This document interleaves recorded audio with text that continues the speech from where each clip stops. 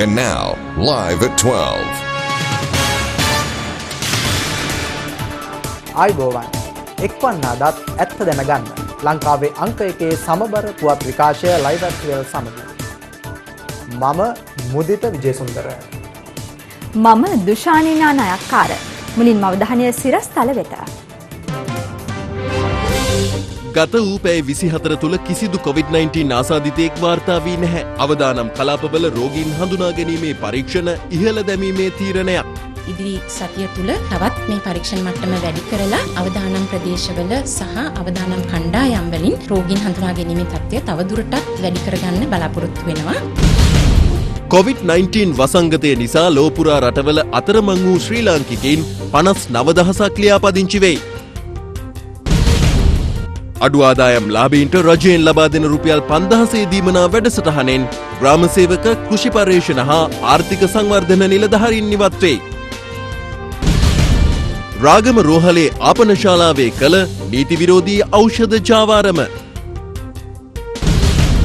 ලෝපුරා COVID-19 ආසාදිතයින් 21,83,000 ඉක්මවයි. ඊයේ දිනේ කිසිදු රෝගියෙකු මෙරටින් වාර්තා නොවූ අතර ඒ අනුව මෙරට තුළ සමස්ත COVID-19 වෛරසය ආසාදිතින්ගේ සංඛ්‍යාව දැක්වෙන්නේ 238ක් ලෙසයි.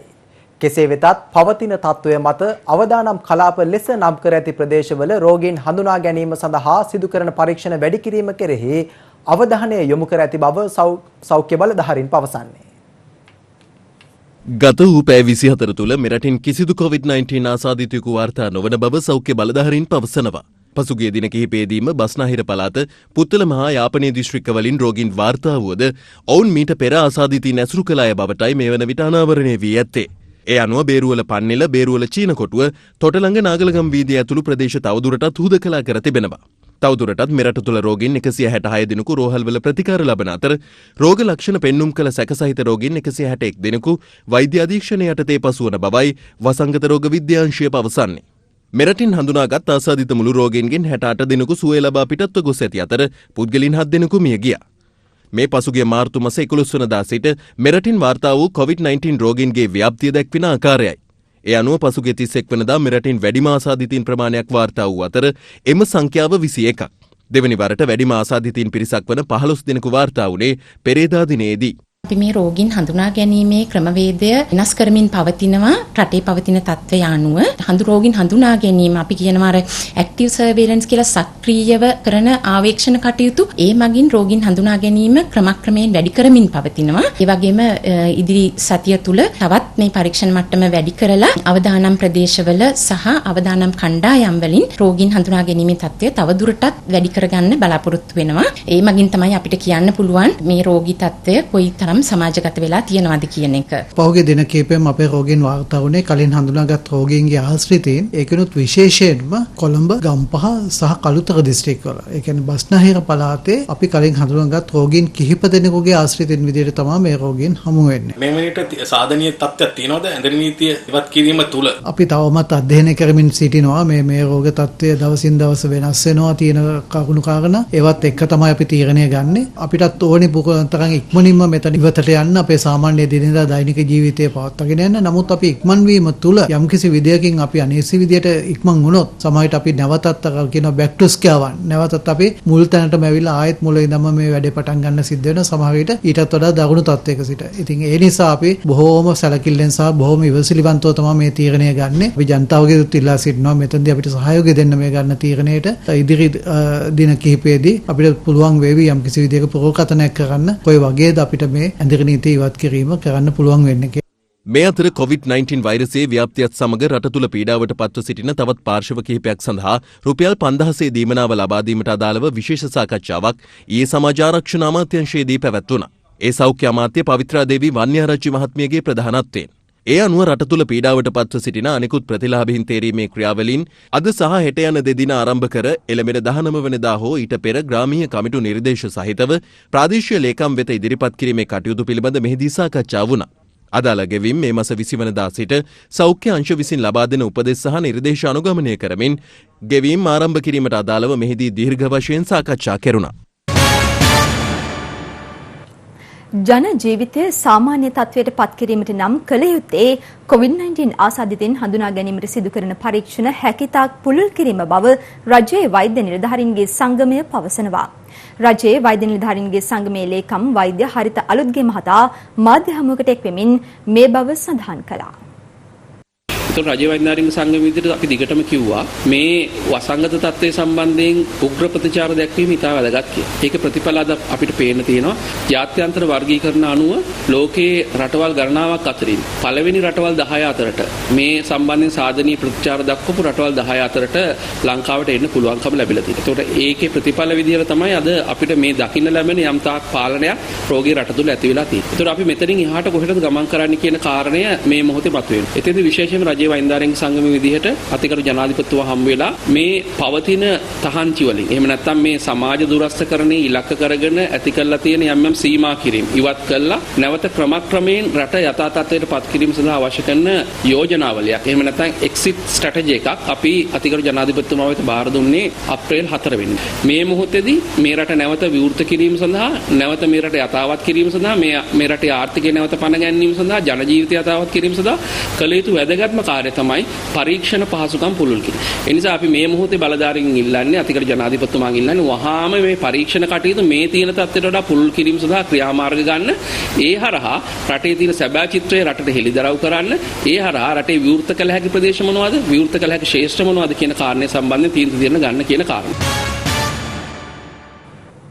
COVID-19 වෛරසය ආසාදිත වූ කිසිදු රෝගියෙකු ඊයේ දිනේ වාර්තා නොවුවද තවදුරටත් නිරෝධායන මධ්‍යස්ථානවල රැඳී සිටින පුද්ගලින්ගේ PCR පරීක්ෂණ අඛණ්ඩව සිදු කරන බව යුද හමුදාපති ලුතිනන්ට් ජෙනරල් ශවේන්ද්‍ර සිල්වා මහතා පවසනවා. යුද හමුදාපතිවරයා මේ බව ප්‍රකාශ කළේ ස්වර්ණවාහිනියේ චන්දන පුස්සවෙල සමග කළ විශේෂ සාකච්ඡාවකදී. යුද හමුදාපතිතුමනි දැන් ඊයේ දවස් අපට ඇත්තටම සතුටුයි. කිසිදු රෝගියෙක් වාර්තා වුණේ නැහැ. ඒ වගේම තමයි කොහොමද නිරෝධායන මධ්‍යස්ථානවල තත්ත්වය රෝගීන් වාර්තා වුණේ නැහැ. මේ සම්බන්ධයෙන් ඔබතුමා මොන වගේ තොරතුරුද වාර්තා වෙන්නේ යුද හමුදාපතිතුමනි ඒ ගැන අපි දැනගන්න කැමතියි. ඔව් ඊයේ තාමත්ම සාර්ථක දවසක් කිසිදු රෝගියෙකු වාර්තා වුණේ නැහැ. ඉතින් ඒ වාර්තා වෙනවා නම් වාර්තා වෙන්න තියෙන ක්‍රමවේදයන් දෙකකට පමණයි. ඒ ඇවිල්ලා එකක් ඇවිල්ලා සමාජය තුලින් එන්න ඕනේ. එහෙම නැත්නම් නිරෝධායන මධ්‍යස්ථාන වලින් එන්න ඕනේ. පසුගිය දින 10ක වගේ කාල පුරාවටම අපි බැලුවොත් අපගේ ඇත්තටම පෙරේදා දිනේ විතරයි ඒ වගේ සමාජය තුලින් අපිට හමුුනේ එක්කෙනෙක්ව නැත්නම් හැම වෙලාවම අපිට හම්බුනේ නිරෝධායන මධ්‍යස්ථාන වලින්. ඇයි ඒක? මීට සති දෙකකට ඉස්සෙල්ලා මේ රටේ පවත්වාගෙන අතිගරු ජනාධිපතිතුමා ගරු අග්‍රාමාත්‍යතුමා ප්‍රමුඛ රජය සෞඛ්‍ය ක්ෂේත්‍රය ත්‍රිවිධ හමුදාව පොලිසිය මේ ඔක්කොම එකතු වෙලා කරන ලබන යාන්ත්‍රණය COVID-19 රටේම තුරන් කිරීම කරනු ලබන යාන්ත්‍රය තුල ඇත්තටම තිබ ක්‍රමවේදය තමයි නිවාසවල නිවාස නිරෝධය ලක් කිරීම. නමුත් ඒකත් පසු කාලීනව වෙනස් වෙන්න වුණා. මොකද හේතු උනේ ඇත්තටම සමහර නිවෙස් ඉතාමත් කුඩා නිවසක විශාල සංඛ්‍යාවක් ජීවත් වෙනු ලබනවා. ඒත් එක්කම ඒ නිවාස එකළඟ නිවාස තිබ්බ ග්‍රාමයන් හමුණා. ඉතින් ඒක මේ සුවං නිවෙස් නිරෝධායන කිරීම සාර්ථක නොවේ කියන හැටියට තමයි ජනාධිපතිතුමා දැක්ුණේ. ඒකින්ද විශේෂයෙන්ම ඒ අවස්ථාවේදී කිව්වා ඕකේ එහෙමනම් අර ගහක් ගලවගෙන සම්පූර්ණ රූට් බෝල් කියලා කියන අපි කියන ඒ ක්‍රමයට අපි මුළු ඒ පළවෙනි දෙවෙනි කොන්ට්‍රැක්ට් තුන්වෙනි කොන්ට්‍රැක්ට් ඔක්කොම හැකි පමණින් අරන් අපි නිරෝධායන මධ්‍යස්ථානෙට උන්න යොමු කිරීමට කටයුතු කරන ලැබුවා. ඉතින් ඒකින්ද තමයි පසු කාලේ පසුගිය දින 7-10ක් පුරාවට හමුුණ කට්ටිය අර පෙරේද හමුුණ කාන්තාව ඇරුණම ඔක්කොම හමුුනේ නිරෝධායන මධ්‍යස්ථානයේ. ඉදිරියට හම්බෙන්න තිබෙන්නේ අපි දකින විදිහට ඒ විදිහට නිරෝධායන මධ්‍යස්ථාන වලින්. ඉතින් ඔබ ඇහුවා දෙවනුව ප්‍රශ්නයක් හැටියට ඔව් කොහොමද නිරෝධායන වල තත්ත්වය කියලා. ඔව් 11 වෙනිදා 12 වෙනිදා අවුරුද්ද 13 වෙනිදා අරනම 14 15 යන දිනයන් එක්ක නිරෝධායනය වෙමින් පවතින පූනානි සහ අනිකුත් කඳවුරු වලින් පමණක් අපි PCR පරීක්ෂණ PCR තමයි තියෙන සාර්ථකම පරීක්ෂණය. ඒ පරීක්ෂණ 878ක් අපි කරනු ලැබුවා. ඒ 878න් විවිධ දිනවලදී මේ වගේ සමහර මේ ආසාදිතයන් හොයාගන්නවා. ඊයේ දවසේ එක්කෙනෙක්වත් හොයාගත්තේ නැහැ. ඉතින් මේ අනුව ඒ ආපු පරීක්ෂණ වලින් තව 200ක් පමණ එන්න තියෙන්නේ. අනිත් පරීක්ෂණ වාර්තා ඇවිල්ලා තියෙනවා. ඒ අනුව ඊයේ දවසේ විතරක් මේ ආකාරයෙන් ආපු පරීක්ෂණ වාර්තා ආසාදිතපත් නොවි බවට තහවුරු වෙච්ච කට්ටිය 222 දෙනෙකු අද දිනේදී මේ ආකාරයෙන් අපි නිවෙස් බලා යවීමට බලාපොරොත්තු වෙනවා. ඒත් එක්ක ඊයේ දිනෙත් අපි 20ක PCR පරීක්ෂණ කරා. ඊට අමතරව අර කලින් තිබ්බේ වගේ පරීක්ෂණ වාර්තා අද හෙට අනිද්දා කියන දිනවන් වල දෙන්න තියෙනවා. බොහෝ දුරට අද දිනෙත් 200කට අධික PCR වාර්තා එන්න තියෙනවා.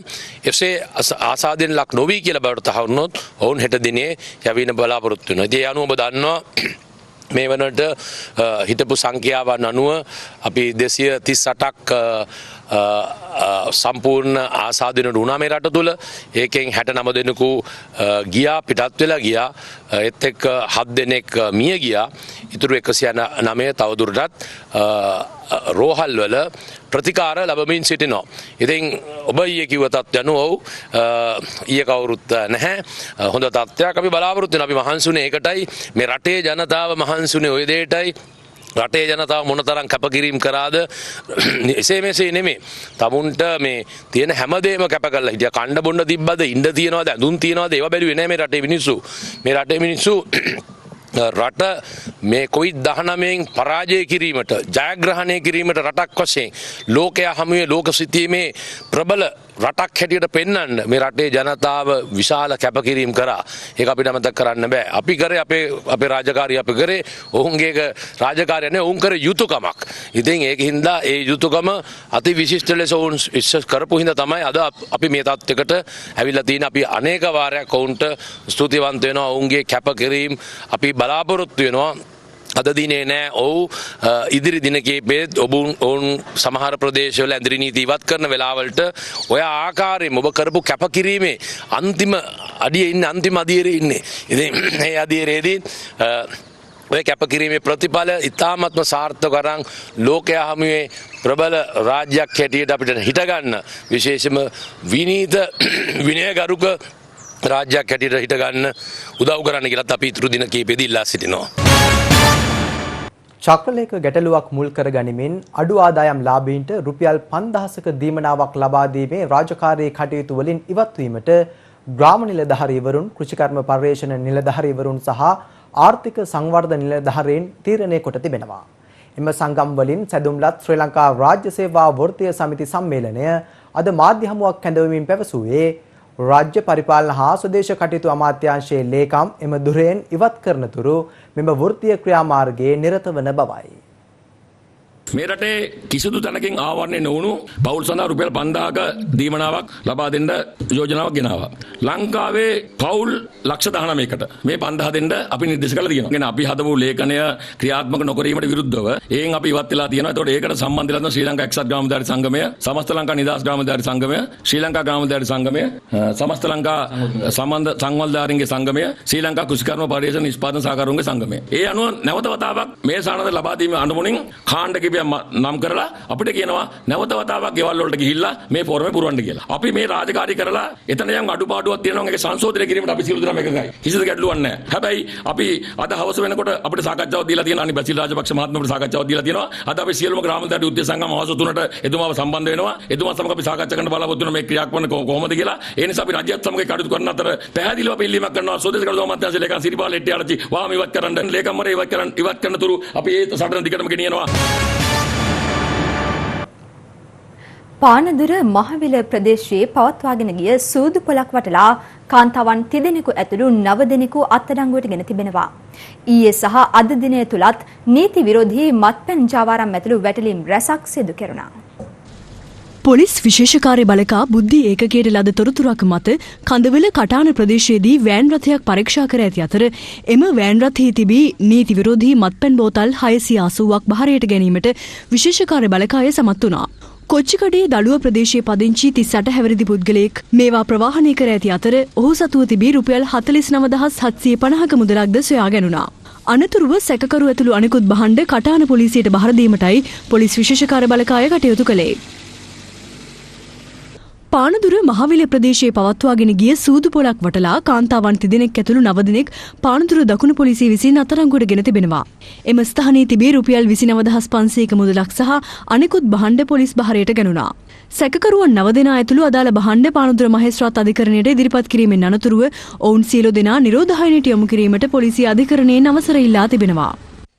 එප්පාවල ප්‍රදේශයේ පවත්වාගෙන ගිය නීති විරෝධී මත්පැන් ජාවාරම් මටලා පුද්ගලයන් 5 දෙනෙක් එප්පාවල පොලිසිය අත්අඩංගුවට ගෙන තිබෙනවා.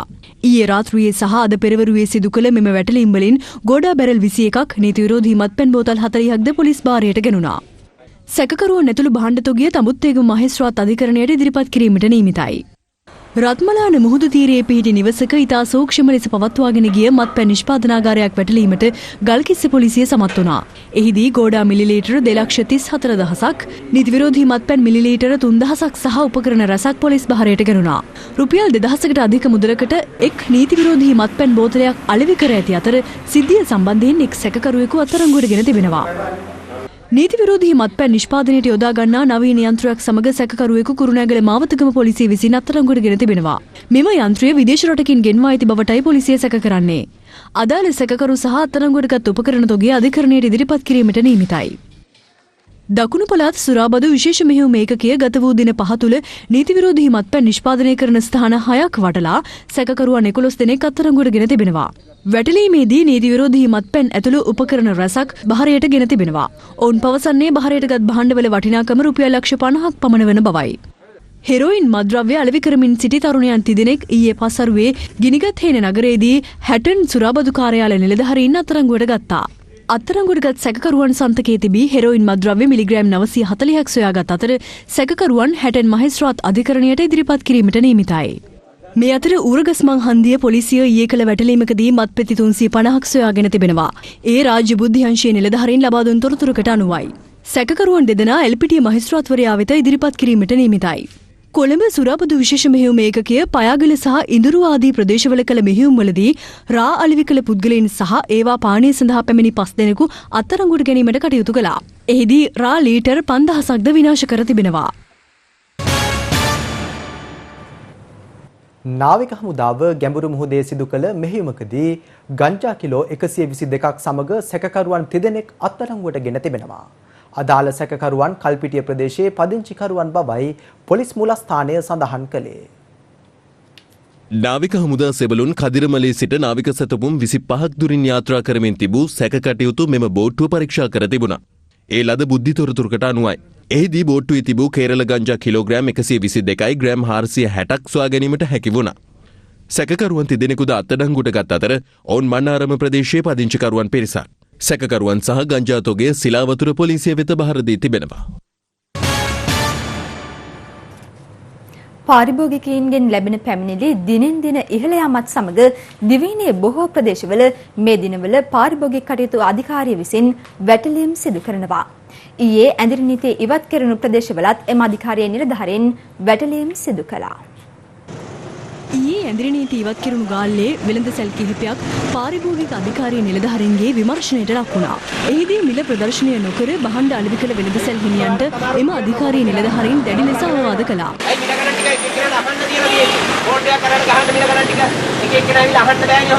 අපි පාරිභෝගික අධිකාරිය රයිට් කන්ට්‍රෝල් එකේ. කොමිල බෝඩ් එක. අයි ගාලා නැත්තේ.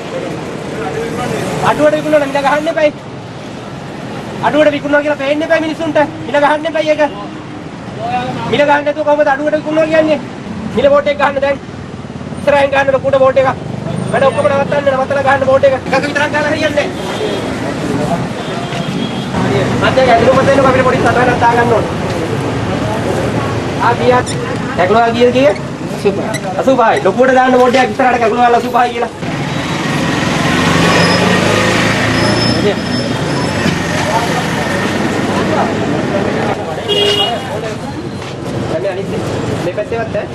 මේ අතර රාගම ජාතික රෝහලේ අපන ශාලාවේ ඖෂධ අලෙවි කරන බවට ලද තොරතුරකට අනුව ආහාර හා ඖෂධ නියාමන අධිකාරිය අද එය පරීක්ෂා කළා. එහිදී ගැබිනි මව්වරුන්ට ලබා දෙන ඖෂධ තොගයක් හමු වී තිබෙනවා. ජාතික ඖෂධ නියාමන අධිකාරී පනත යටතේ බලයක් නොමැතිව ඖෂධ අලෙවි කිරීම සඳහා ගබඩා කිරීම මත ආපන ශාලා හිමිකරු අත්අඩංගුවට ගෙන තිබෙනවා.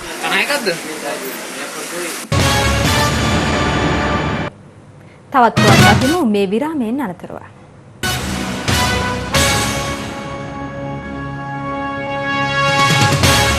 This is Live at 12. තවත් දේශීය පුවත් කිහිපයක් දක්වමු දැන්. මේ දිනවල මෙරට ජනතාවට උල්කාපාත වර්ෂාවක් දැක ගැනීමේ අවස්ථාව උදා වී තිබෙනවා. කොළඹ විශ්වවිද්‍යාලයේ තාරකා විද්‍යා හා අභ්‍යවකාශ විද්‍යායකකේ අධ්‍යක්ෂ මහාචාර්ය චන්දන ජයරත්න මහතා පවසන්නේ ලබන 25 වෙනිදා දක්වා මෙම උල්කාපාත වර්ෂාව දිස්වන බවයි.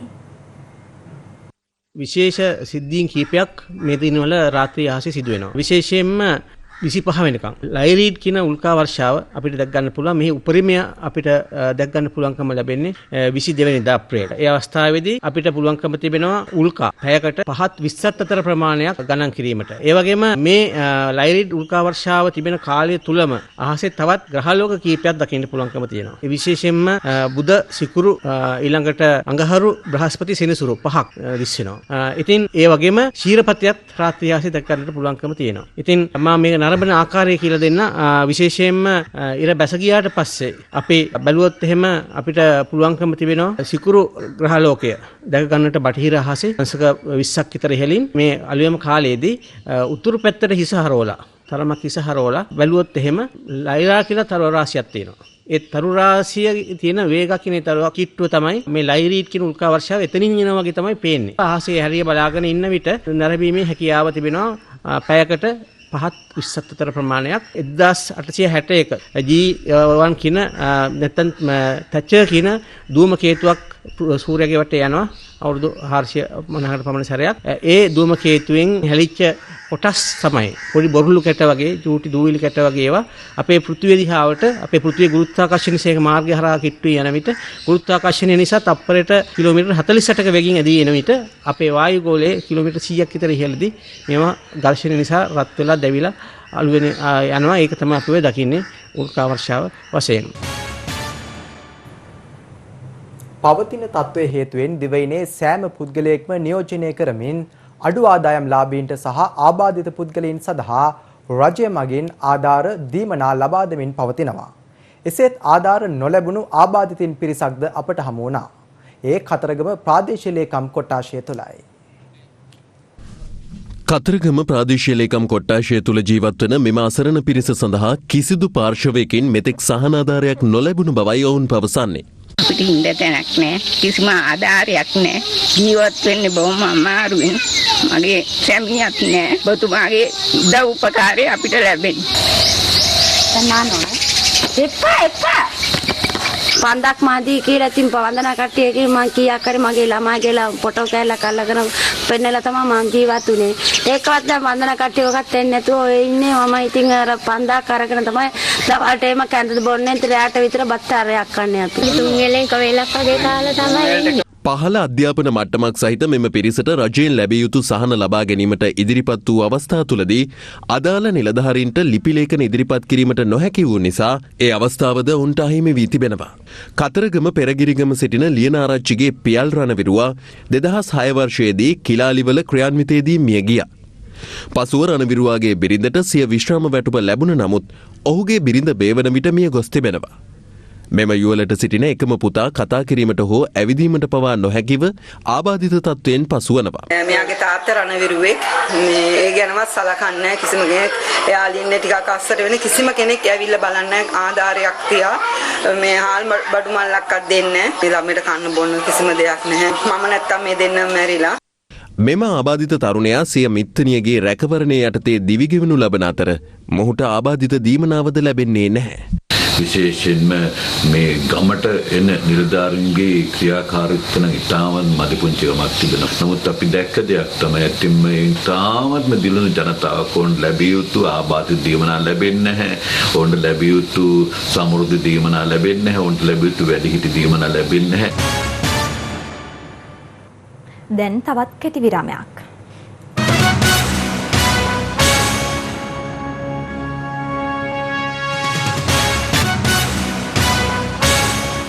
This is Live at 12.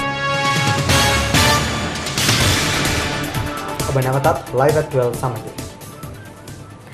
COVID-19 වසංගතය හේතුවෙන් ලෝපුරා රටවල අතරමං වී සිටින ශ්‍රී ලාංකිකයන් 59000කට අධික පිරිසක් ලියාපදිංචි වී ඇති බව විදේශ කටයුතු අමාත්‍යාංශය පවසනවා. මෙරටට පැමිණීමේ අපේක්ෂාවෙන් විදේශ රටවල රැඳී සිටින ශ්‍රී ලාංකිකයන් පිළිබඳව අප ඊයේ දිනේ ප්‍රවෘත්ති ප්‍රකාශය හරහාද තොරතුරු ගෙන ආවා. අධ්‍යාපන කටයුතු සඳහා විදේශ රටවලට ගිය සිසුන් බොහොමයක් එම රටවල් වල සිරවී සිටිනවා. ගුවන්තොටුපළ වසා තැබීම නිසා මෙරටට පැමිණීමට නොහැකි වූ සිසුන් අප ප්‍රවෘත්ති අංශයට මෙලෙස අදහස් පළ කළා. මම ඉන්දියාවේ ඉගෙන ලබන බනාරස් හින්දු විශ්වවිද්‍යාල ශිෂ්‍යයෙක්. එතකොට අපිට හොස්ටල් එකෙන් එළියට යන්න විදියක්වත් නැහැ. අපි ඇත්තටම ගොඩක් ගැටලුවට මුහුණ පාමින් සිටිනවා. ශ්‍රී ලංකා රජයෙන් ඉල්ලා සිටින්නේ අප මේ අවස්ථාවේ තමයි අපේ ලංකාවට කරන්න පුළුවන් හොඳම අවස්ථාව. ඒ නිසා එයාලට පුළුවන් උපරිම සහයෝගය දක්වන්න කියලා ඉල්ලා සිටිනවා. අපි පංජාබ් ප්‍රාන්තයේ ලව්ලි ප්‍රොෆෙෂනල් යුනිවර්සිටි එකේ ඉගෙනුම් ලබන ශිෂ්‍යයන් අපේ තුන්වන වසරේ තමයි ඉගෙනුම් ලබන්නේ. මේ වන විට අපේ විශ්වවිද්‍යාලයේ ශ්‍රී ලාංකික සිසුන් 104ක් පමණ ඉගෙනුම් ලබනවා. මේ වන විට කොරෝනා තත්ත්වය නිසා අපි ලොකු අවධානයක ජීවත් වෙන්නේ. මොකද අපේ නේවාසිකාගාරය තුල කොරෝනා වෛරසය ආසාදිත ශිෂ්‍යාවක් සොයාගන්න ලැබුවා මීට දෙක තුනකට කලින්. ඉන්දියාව ලොක්ඩවුන් කරාට පස්සේ අපිට කැම්පස් එක ඇතුළෙන් කිසිම කෙනෙක්ට එළියට යන්න දුන්නෙත් නැහැ. එළියෙන් කිසිම කෙනෙක්ට ඇතුළට එන්න දුන්නෙත් නැහැ. මේ තත්ත්වය තුල කැම්පස් එක ඇතුළේ ඉන්න ළමෙක්ට මේ වෛරසය ආසාදනය වුණේ කොහොමද කියන එක අපිට ලොකු ප්‍රශ්නයක්. ඒ වගේම දැන් අපි මාසයක් තිස්සේ කාමර ඇතුළේ හිර වෙලා ඉන්නේ. අපිට ආහාර ගැනීමේ ලොකු අපහසුතාවයක් තියෙනවා. ඒ වගේම අපි රැස් කරගත්ත කෑම දැන් ටිකෙන් ටික ඉවර වෙලා අපිට තවත් දවස් 2-3කට තමයි කෑම තියෙන්නේ. ඉතින් අපි බොහොම බැගෑපත්ව ආයාචනාත්මකව ඉල්ලනවා ජනාධිපතිතුමා, අගමැතිතුමා, ආරක්ෂක ලේකම් ඇතුළු සියලුම වගකිව යුතු නිලධාරීන්ගෙන් අපිව හැකි ඉක්මනින් නැවත ශ්‍රී ලංකාවට ගෙන්වා ගන්න කියලා. අපි බලාපොරොත්තු වෙනවා විශ්වවිද්‍යාලය සහ ඒ වගේම මහකොමසාරිස් කාර්යාලයේ ශ්‍රී ලංකා රජයේ ඒකාබද්ධව මොකක් හරි ඔවුන් දෙන වැඩපිළිවෙලක් ඔස්සේ අපි ක්‍රියාත්මක වෙන්නේ. මේ අතර විදේශගතව සිටින ශ්‍රී ලාංකිකයන් 59000කට අධික පිරිසක් ලියාපදිංචි වී සිටින බව විදේශ කටයුතු අමාත්‍යාංශය පවසනවා. COVID-19 වසංගතය තුළ දුෂ්කරතාවට පත් විදේශගත ශ්‍රී ලාංකිකයන්ට සහාය දීම සඳහා මෙම තොරතුරු රැස් කිරීම ආරම්භුණේ පසුගිය මාසයේ අගදී. අප්‍රේල් 15 වනදා වන විට එම තොරතුරු ගොනුවේ ලියාපදිංචි සංඛ්‍යාව 59475ක්. ඉන් 21575 දෙනෙක්ම මැදපෙරදිග කලාපයේ ජීවත් වන්නන් වන බවයි විදේශ කටයුතු අමාත්‍යාංශය පවසන්නේ. වෛද්‍යාධාර ඉල්ලා සිටින ශ්‍රී ලාංකිකයින් සම්බන්ධයෙන්ද අවශ්‍ය පියවර ගනිමින් සිටින බව එම අමාත්‍යාංශය පවසනවා. මැදපෙරදිග සිටින ශ්‍රී ලාංකිකයින්ට සහාය ලබා දීම සඳහා වන වැඩපිළිවෙල වේගවත් කිරීම සඳහා විදේශ කටයුතු අමාත්‍යාංශය සහ විදේශ සේවා නියුක්ති කාර්යාංශය එක්ව කටයුතු කරනවා. ඒ පොතත් සමගින් අදට අප live at 12 තුලින් සමුගන්නවා. මම මුදිත විජේසුන්දර. මම දුෂානි නානායක්කාර. ඔබට සුබ දවසක්.